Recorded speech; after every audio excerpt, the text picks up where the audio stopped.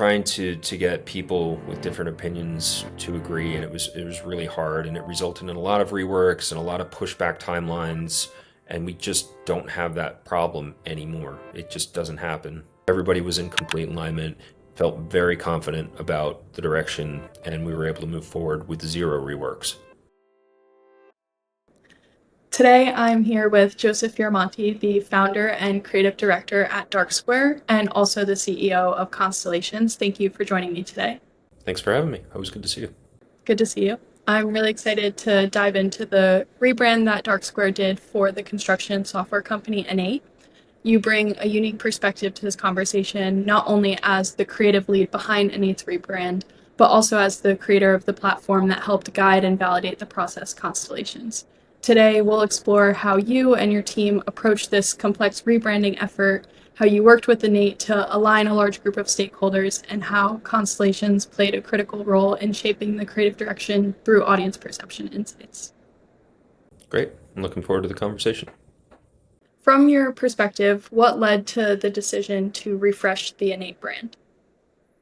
So there was a lot of internal conversation about their existing brand before we got involved, and that it had become a little dated. They hadn't updated any aspect of it in a number of years, and the website just felt dated. This is the old brand. You can see it does look a little dated. It was a little lost in terms of being washed out with black and white photos with spot colors and just dated fonts and things of that nature. So they hired a director of brand, and I have had the privilege of working with her in the past. And so as she entered that role, Dark Square's name came up, and that initiated the conversation with us about, what steps could we take and what's the best approach for getting them to look like a contemporary software company that is really making kind of cutting edge software for capital construction. So that's kind of how we got introduced to the company, and that conversation started. Awesome. Can you talk about what exercises or tools that you used in the early stages to surface key perception and creative directions? Yeah, so with any project of this size and scope, we called it a corporate brand refresh. It was a rebrand. Certain things were off limits. We had conversations with the leadership early on about what they wanted, what their expectations were, and that's a typical part of the sales cycle in early conversations.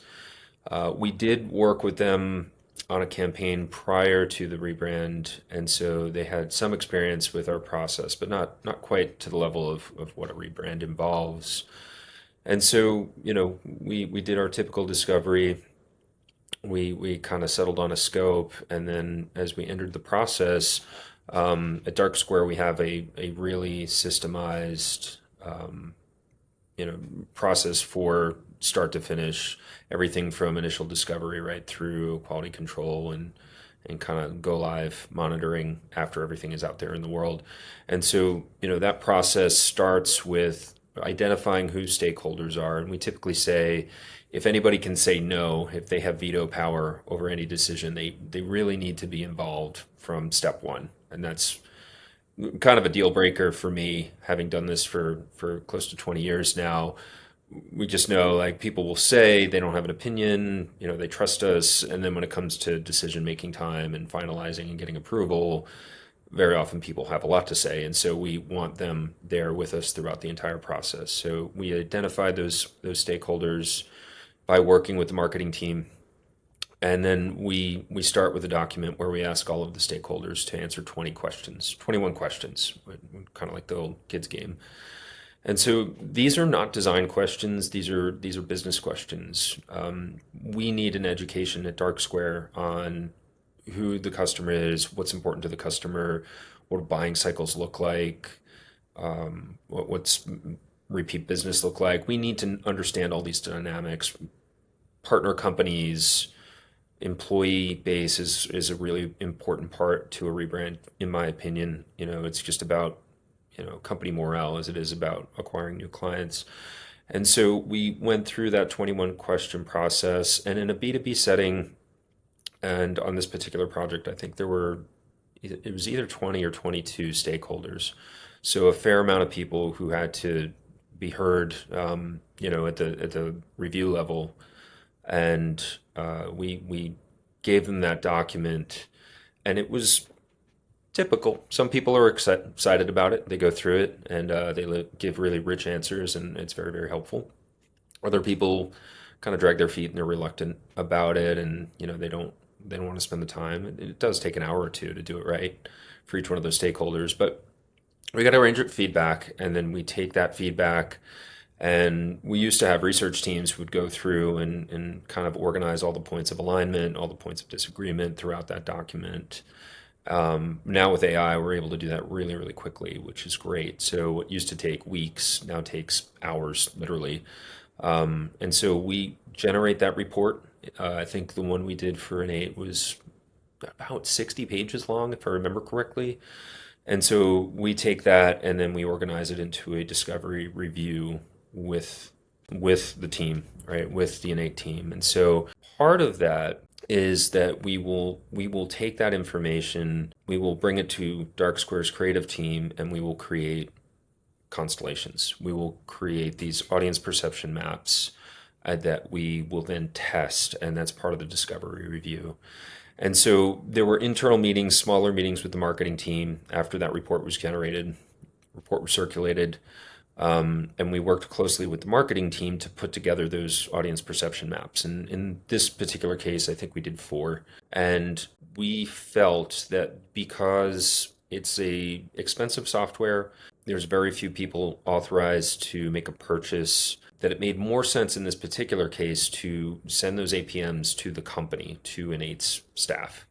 And everybody was sent this, from the CEO right down to maintenance and housekeeping and everybody in between. And we do this for a number of reasons. One, our feeling is everybody who works there, they've been there a year or 10 years or whatever it is. They're very familiar with the brand. We get to hear from salespeople. We look at those responses very closely because they're right in contact with customers and they know them well. But they're heavily invested in the brand. They spend 40 hours a week there. It's their livelihood. They care about it. And so they're a really good source for us to poll and to get visual feedback from. And it also really, we've just found from doing this over the years, creates a tremendous sense of inclusion. Rebrands are often disruptive. It means there's an acquisition going on or a sale, or it indicates and signals change in a company. And that really can make people nervous. Am I going to lose my job? Am I going to have a new boss? What's going to happen?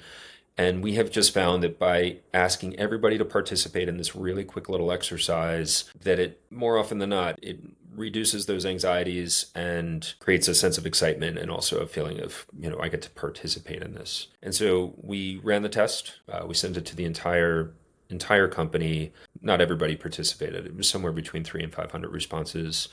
And so then we present to that board of 20 stakeholders, and we show them not only the responses in the 21 questions exercise, but also what were the results of the audience perception maps. And that kind of leads the discussion moving forward as we get into the design process. Yeah, awesome. Thank you. That was really insightful. Talking about some of the apprehension that can come when a large company is discussing doing a rebrand, what were some of the initial challenges or tensions that you noticed in aligning such a large group of stakeholders? For them, they were really typical. So we work primarily with B2B companies, enterprise level. Most of the stakeholders are business executives who used to be engineers. There are not a lot of creatives typically in the mix. There's not a lot of marketers in the mix. The sentiment tends to be that it just needs to be pragmatic. It doesn't matter that much what it looks like or what it sounds like. And there's almost a little bit of, I'm trying to find the right word, not resentment, but resistance to the process. We had a couple people who didn't finish that initial 21 questions. We asked what seems like a silly question at the end of it. The 21st question is, if your company was a fictional character, who would it be and why? And, I understand why somebody who doesn't do this work would think that's kind of a silly question and not very insightful. But when we show all the personalities that they chose, all the fictional characters that they chose on a personality rubric, we use Carol Pearson's 12 brand archetypes as a starting point, as a rubric for what's kind of the flavor and the personality of the brand. And when they saw all the different characters that were identified by the 21 stakeholders, 22 stakeholders, whatever it was, They realize that if marketing is kind of out there talking about the product as if it was Captain America, and sales is talking about it like it's Dr. Spock, there's a big disconnect. And so that's always kind of a neat process to go through.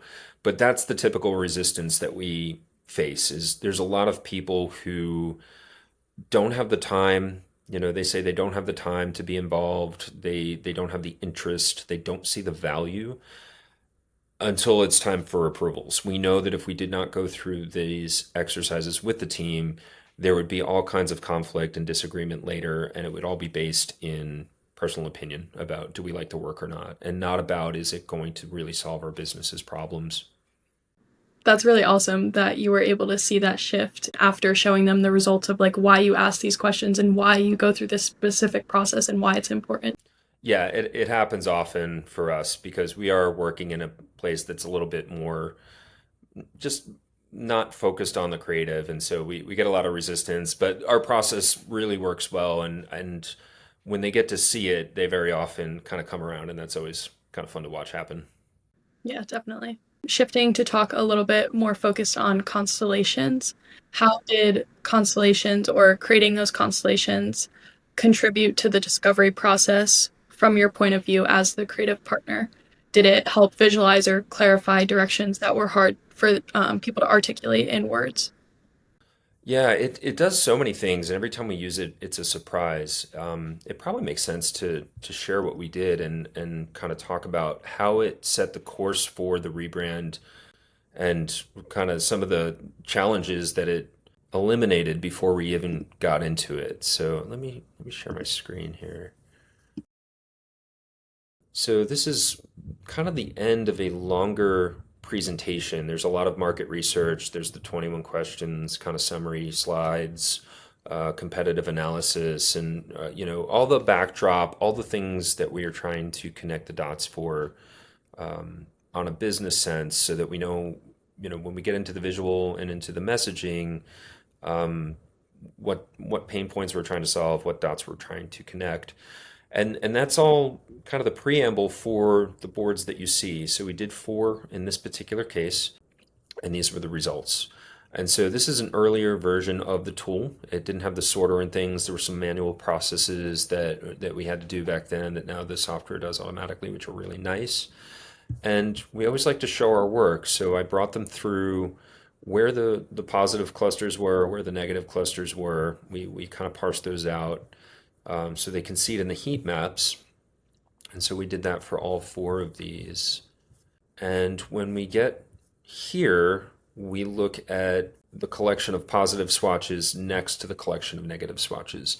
And this is really where people get into it. And anybody who might have been resistant up until this point, I think on this particular project, everybody had come around by now. Because when you see it side by side, the patterns are so clear. Any given swatch really doesn't say much, but the gestalt of seeing it all together is very powerful and very informative.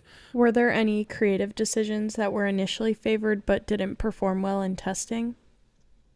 We had a few people on that call, a few people on the board who really liked the angsty, kind of edgier stuff on the right side, and I like that stuff too. I thought it was a good fit.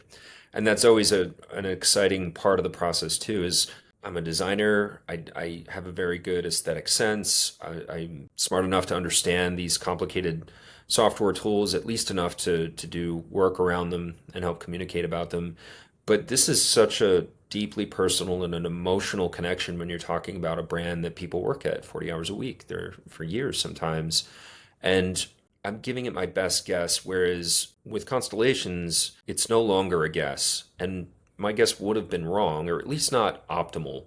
This is what the people who we heard from had to say. And as you can see, it's much more elevated, a little more technological. We use the word, I think, wise as opposed to kind of angsty or rebellious. We're thinking in terms of those archetypes as well. And so, that came into play here as we talked about these things. But this screen right here just aligned all 22 stakeholders and my team to say that we're going to do this, right? We're going to avoid that.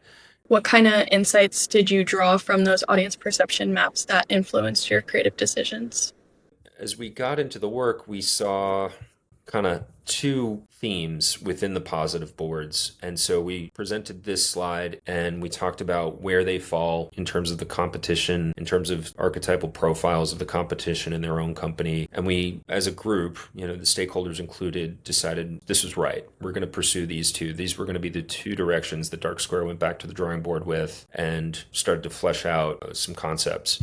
Once a direction was chosen, how did you use the results from the constellations to guide design development? These become our creative briefs, and we really just describe what was positive in those two collections that ranked really high.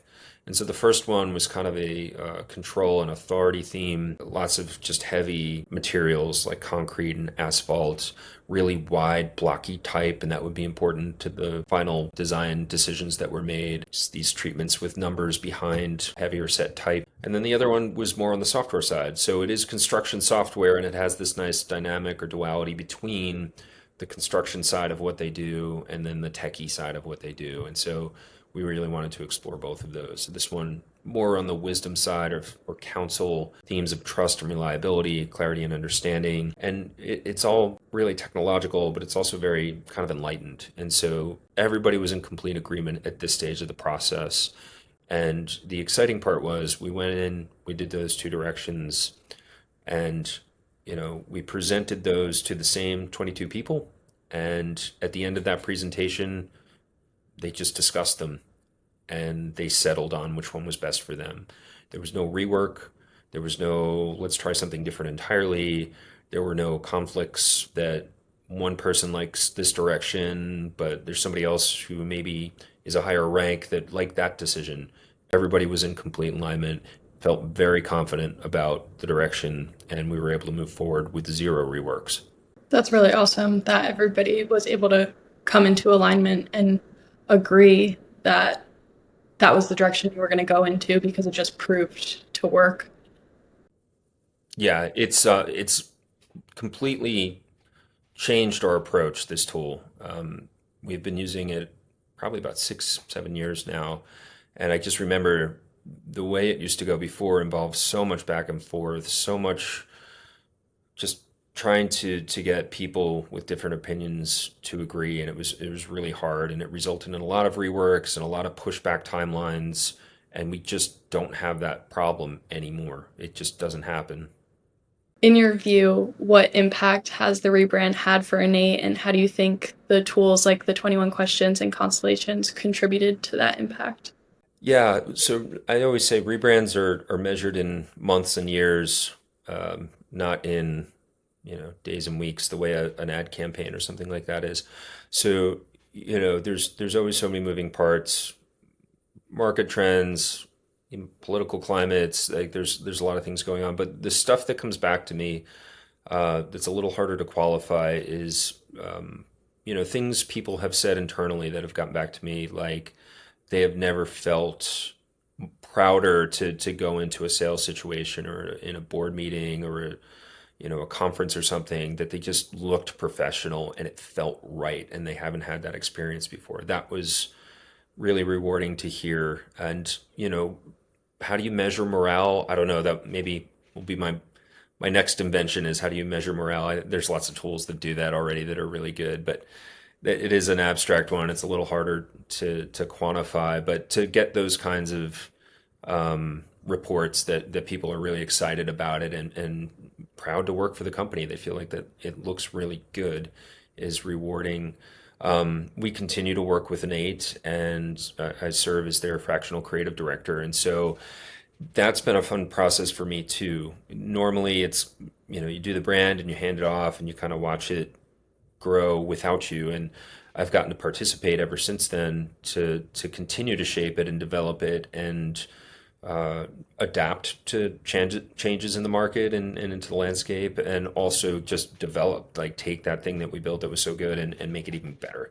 So that's been a lot of fun as well. So it was really great. And those tests, like that is the groundwork. The things that came out of those discovery processes, the 21 questions and the constellation tests, continue to inform everything we do. We don't review them all that frequently because that was really translated into a brand guide and strategy and all these other things that are tools we use on a regular basis, but those wouldn't exist in the form that they do without those exercises. And so they continue to be an important part of the effort at InEight. That's really great. And I'm sure, as you said, all of that is super fulfilling. What was most creatively satisfying for you about this project? Oh, the whole thing was a lot of fun to work on. I really do love every stage. It's fun for me. I'm just a tech nerd. I like to learn about these really complicated systems and software, understand at a very high level how they work and what they do for the people who use them and for the people those people serve. And that takes a long time. We didn't know anything about the software. Obviously, read all that we could on their website and other marketing materials, lots of conversations. But I just kind of enjoy learning about these things and understanding them. So that's a lot of fun. And constellations themselves are just so much fun to run. Like it's fun to put them together. It was a lot of fun to collaborate with the marketing team on putting those together and to run the test and to see the results because I just always learn so much and have so many assumptions challenged through that process. And it's just kind of neat to see how people are responding to things in that context. I do enjoy the presentation process for these, believe it or not. Like it's fun to see people who are, very professional, great to work with, really good people, but who they're of a different walk of life that don't necessarily all appreciate the work that I do, and I understand that entirely. It's fun to watch them kind of come around and to win them over, and that they see it's not just creative shenanigans, right? There's some science going on here. There's some real research and real thought that goes into it. And if it's done right, it's successful. And then the production side is just kind of zen for me to sit down and take the results of the APMs and start to translate that into something, informed by those tests and those results, but something new and unique for the company that is going to work is a lot of fun too. And right through production and go live, the whole team, the whole company at InEight was really great to work with. It was really an enjoyable project. Yeah, that's really nice to hear that it was a positive experience. Yeah, it's a lot of fun, and it's fun to help a company that's doing really incredible work. It's been a privilege. Thanks for watching our conversation with the creative director behind InEight's rebrand. If you're ready for faster, clearer, and more confident decisions backed by visual data, visit constellations.app and click Talk with Us to start the conversation.